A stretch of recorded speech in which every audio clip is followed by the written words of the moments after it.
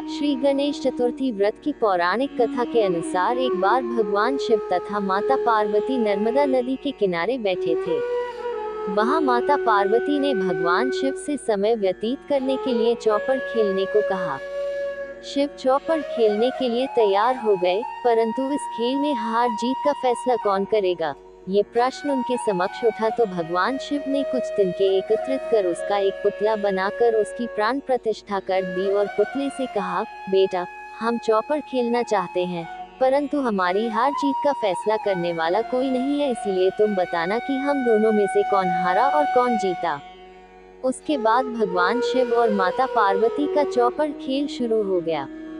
ये खेल 3 बार खेला गया और संयोग से तीनों बार माता पार्वती ही जीत गईं। खेल समाप्त होने के बाद बालक से हार जीत का फैसला करने के लिए कहा गया, तो उस बालक ने महादेव को विजयी बताया। ये सुनकर माता पार्वती क्रोधित हो गईं और क्रोध में उन्होंने बालक को लंगड़ा होने, कीचड़ में पड़े रहने का श्राप दे दिया। बालक ने माता पार्वती से माफी मांगी और कहा कि यह मुझसे अज्ञानतावश ऐसा हुआ है, मैंने किसी द्वेष भाव में ऐसा नहीं किया। बालक द्वारा क्षमा मांगने पर माता ने कहा, यहाँ गणेश पूजन के लिए नाग कन्याएं आएंगी, उनके कहे अनुसार तुम गणेश व्रत करो, ऐसा करने से तुम मुझे प्राप्त करोगे। ये कहकर माता पार्वती शिव के साथ कैलाश पर्वत पर चली गईं। 1 वर्ष के बाद उस स्थान पर नाग कन्याएं आईं। तब नाग कन्याओं से श्री गणेश के व्रत की विधि मालूम करने पर उस बालक ने 21 दिन लगातार गणेश जी का व्रत किया। उसकी श्रद्धा से गणेश जी प्रसन्न हुए। उन्होंने बालक को मनोवांछित फल मांगने के लिए कहा। उस पर उस बालक ने कहा, हे विनायक, मुझ में इतनी शक्ति दीजिए कि मैं अपने पैरों से चलकर अपने माता पिता के साथ कैलाश पर्वत पर पहुंच सकूं और वे ये देख प्रसन्न हों।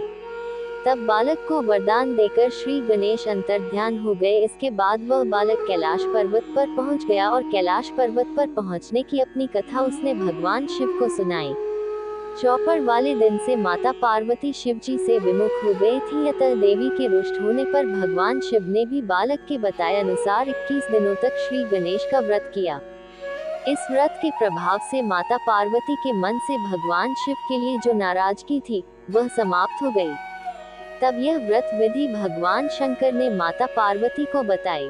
ये सुनकर माता पार्वती के मन में भी अपने पुत्र कार्तिकेय से मिलने की इच्छा जागृत हुई। तब माता पार्वती ने भी 21 दिन तक श्री गणेश का व्रत किया तथा दूर्वा, फूल और लड्डुओं से गणेश जी का पूजन अर्चन किया। व्रत के 21वें दिन कार्तिकेय स्वयं माता पार्वती जी से आ मिले। उस दिन से श्री गणेश चतुर्थी का ये व्रत समस्त मनोकामनाओं की पूर्ति करने वाला व्रत माना जाता है। इस व्रत को करने से मनुष्य के सारे कष्ट दूर होकर मनुष्य को समस्त सुख सुविधाएं प्राप्त होती हैं।